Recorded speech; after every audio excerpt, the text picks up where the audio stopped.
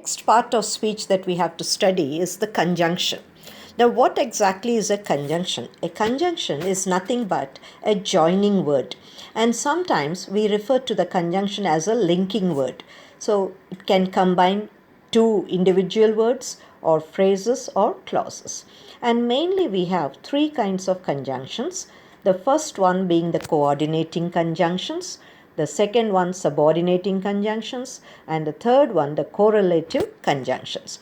Now each variety has its own meaning and purpose, and we are going to study them one by one in the coming slides. Let's begin with the coordinating conjunction. A coordinating conjunction joins two or more clauses that are of the same rank. That means they all have to be independent clauses or main clauses. And in other words, we can also say that they are coordinate to each other. Now, what do we mean by an independent clause? A clause, as you know, is a group of words that has its own verb, and it can be either main clause, that means standing by itself, or it can be a subordinate clause where it depends on the main clause for the completion of its meaning. And we'll talk more about these main clauses and subordinate clauses when we go deeper into the lesson on compound sentences, complex sentences, etc. And here let's come back to the conjunction. Now we are dealing with the coordinating conjunction, and these coordinating conjunctions are found and used in compound sentences.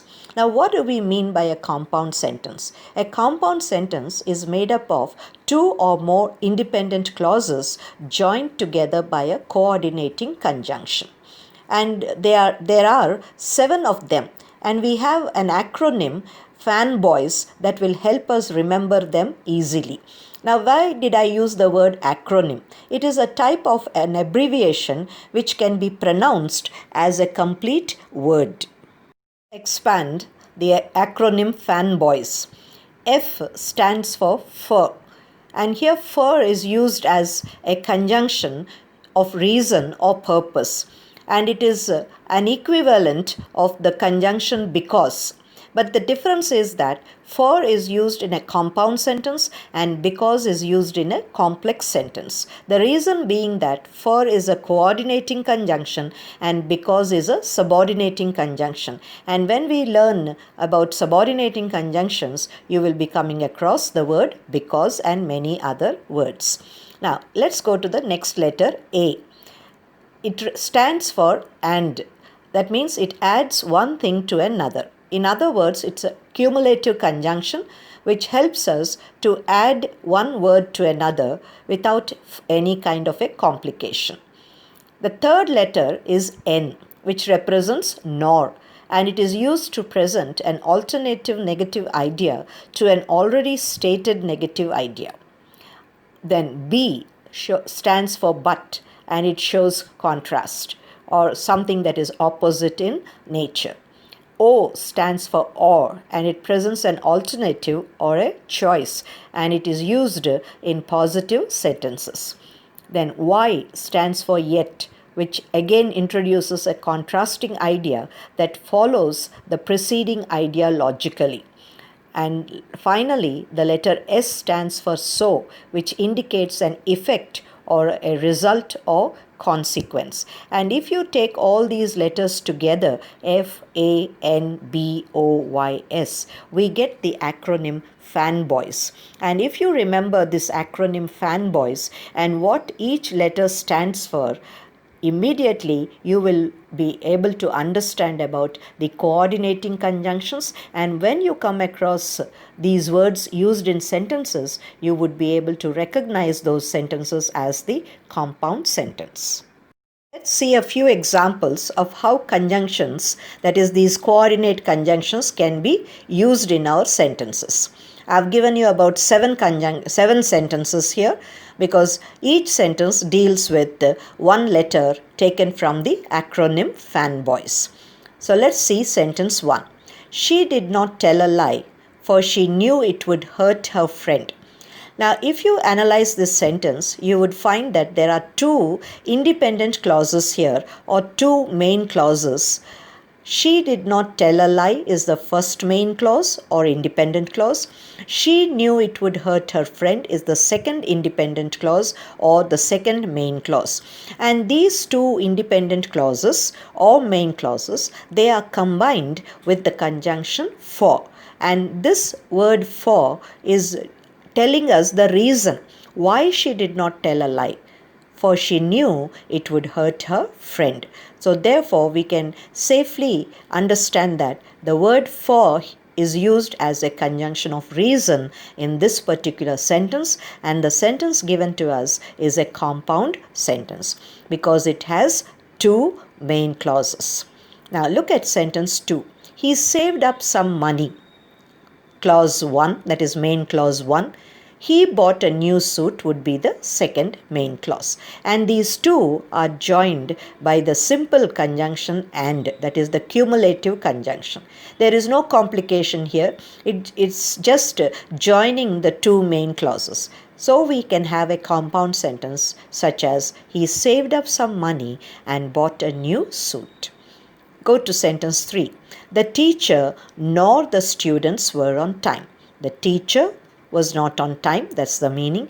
The students also were not on time. And we are combining these two independent ideas to form one compound sentence with the help of the coordinating conjunction nor, because we want to give a negative meaning here. The teacher was not there. The students were also not there. So the teacher nor the students were on time. Go to sentence 4. They wanted to go out for dinner, but suddenly it began raining. Now, again, we have two ideas here. They wanted to go out for dinner, that's one idea. It suddenly began raining is the second idea. And if you look at these two ideas, they are opposite to each other. That means they stand in contrast to each other. Therefore, the coordinate conjunction but has been selected here. Then, he had to pay the fine or go to jail. So again here we have two ideas and then there is a choice, either to pay the fine or to go to jail. So instead of speaking in very short and choppy sentences, it is always better to combine the sentences in a meaningful manner using the suitable conjunction or the link word or joining word. Now, sentence 6. They did not have much money, yet they managed to live a good life. Now, yet also shows a kind of a contrast, and the second main clause here is logically connected to the first one.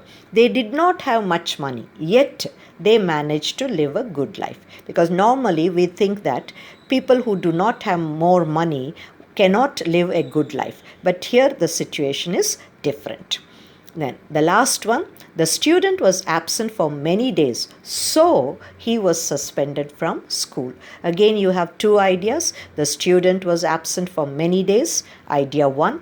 He was suspended from school, the second idea. And then we are joining both of them by using the coordinate conjunction so.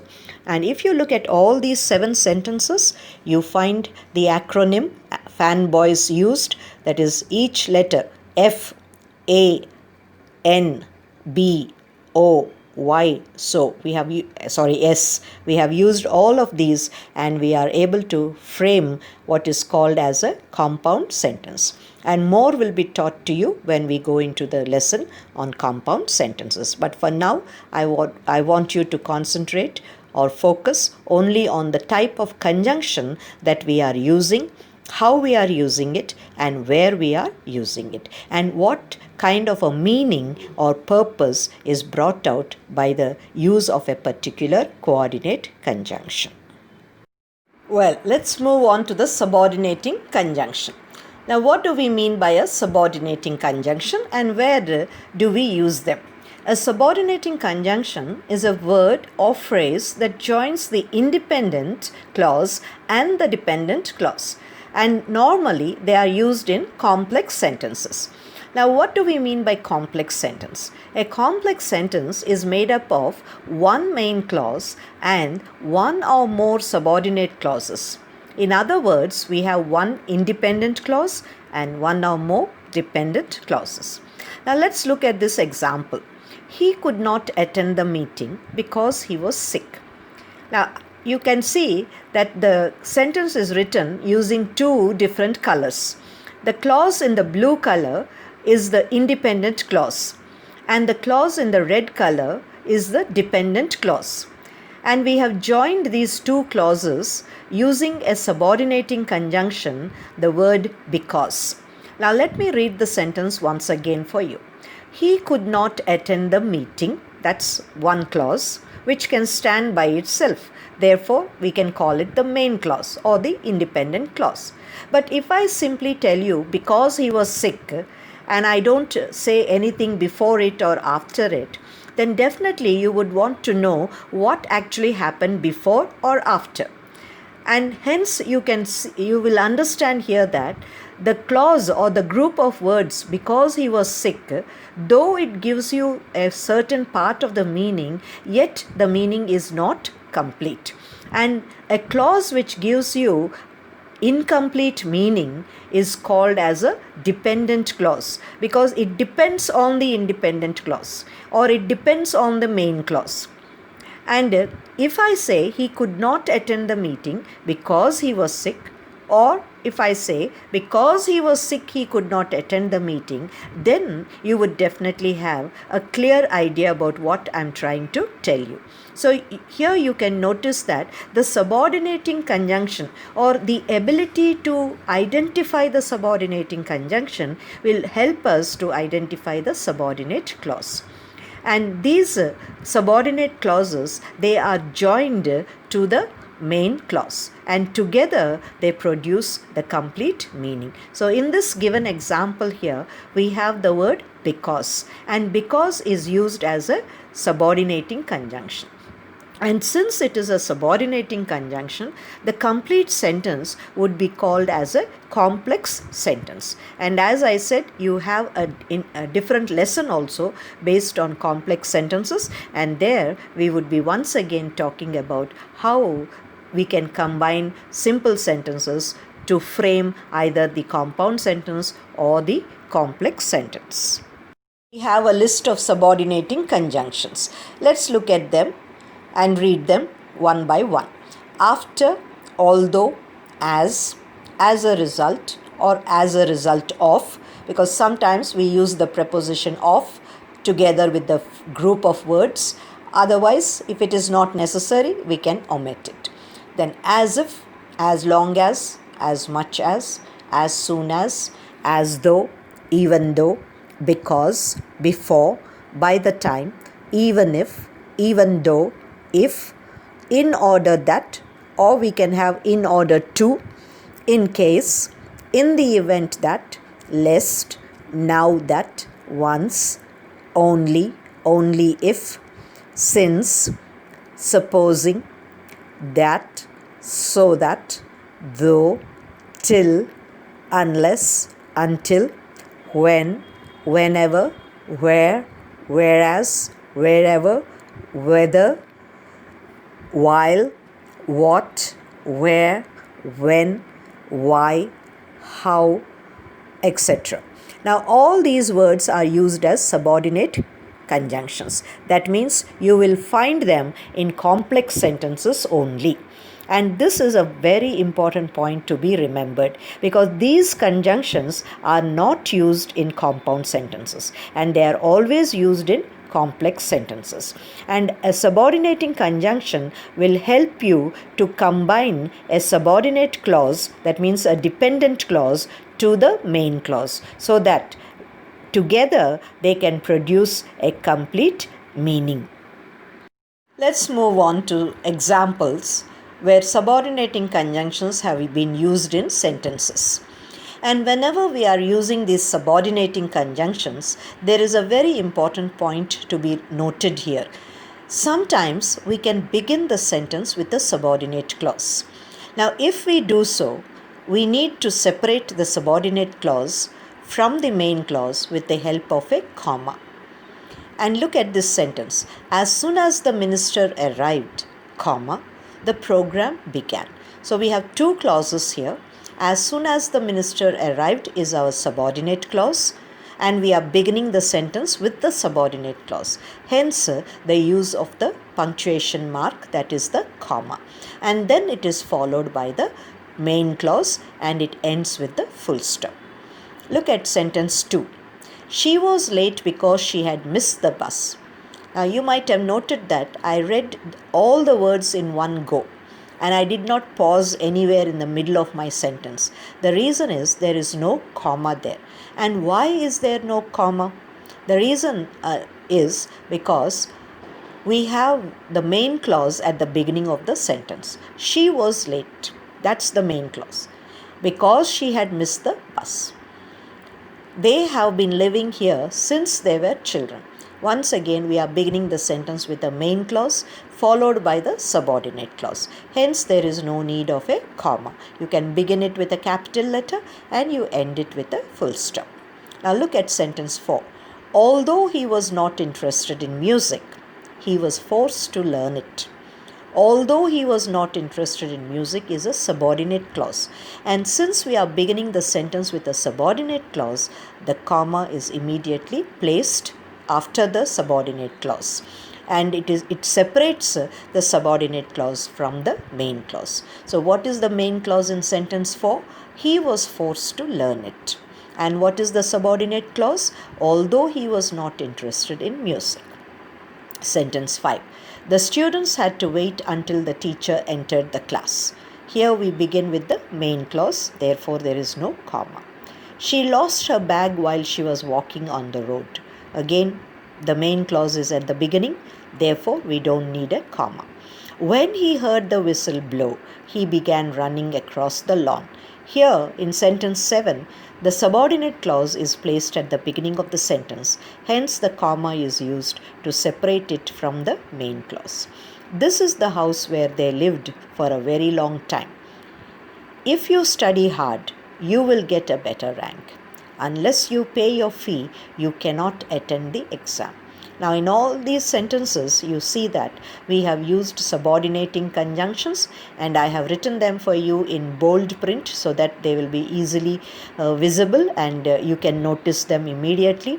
And the important point here is some of the sentences are beginning with the subordinate clause and some of them are beginning with the main clause. And how do we recognize this? Or what is the rule that we have to follow here? If you begin your sentence with the subordinate clause, please use a comma after it. But if you begin your sentence with the main clause, there is no need of a comma in the middle of the sentence. And you can just write it completely and then end it with a full stop. And this is very important. The meaning does not change. However, you place your subordinate clause and the main clause, the meaning of the sentence should not change. And in this way, we can use all the subordinating conjunctions, and such sentences that contain the subordinating conjunction, they are called as complex sentences. Come to the last variety, or the third variety, that is our correlative conjunctions. Now, these correlative conjunctions are actually or essentially coordinate conjunctions. But why do we need to study them separately? We need to study them separately because they are used in pairs. That means they are paired conjunctions. And here is a list of such paired conjunctions: both and, either or, neither nor, whether or, though yet, not only but also, no sooner than, hardly when, scarcely when, rather than, as much as, the and the, so as, if then, so that. Finally, let us take a few examples of correlative conjunctions. Either the student or the parents have to meet the principal. Neither the coach nor the players were available for the interview. Now look at these two sentences. Either or gives you a positive sense and neither nor gives you a negative sense. Both he and his parents were hurt in the accident. So what is the combination or the pair of conjunctions here? Both and. And these two conjunctions are separated by the subject he. They were so poor that they could not educate their children. They were so poor. So That is the pair of conjunction. And you have two parts there. That means they were so poor, and the other one is they could not educate their children. And we combine them in a meaningful manner to have a sentence like they were so poor that they could not educate their children. Look at sentence 5. Not only the manager but also the workers were unhappy with their situation. Not only the manager but also the workers. So again you have two different ideas here. That means the manager was unhappy and the workers were also unhappy. Now instead of using two individual sentences, a combined sentence would give a better effect, and that would make your language more fluent and eloquent also. He had hardly finished his exam when the bell rang. He had hardly finished his exam when the bell rang. So we have the combination or the correlative conjunctions hardly and the word when. Like that, we also have another one. Scarcely had she left the building when the wall behind her collapsed. There was such a big hole in the wall that it could not be repaired. Now, in all these sentences, there are definitely two ideas, and if you separate the ideas, each idea can be written as a single independent clause or a single main clause. But instead of talking a number of main clauses, which would make our spoil the fluency and the flow of our language, it is always better to learn how to combine the sentences. And when you are combining the sentences, there are various ways. That means we can either speak in the compound sentence format, or we can also speak in the complex sentence format. And how we use the compound sentence depends on the conjunction that we choose. Similarly, how we use the complex sentence also depends upon the conjunction. And once again, to sum up, there are three kinds of conjunctions: the coordinating conjunction, which is used in compound sentences, the subordinating conjunction used in complex sentences, and the correlative conjunctions, which are paired conjunctions, and essentially they belong to the coordinate conjunction category.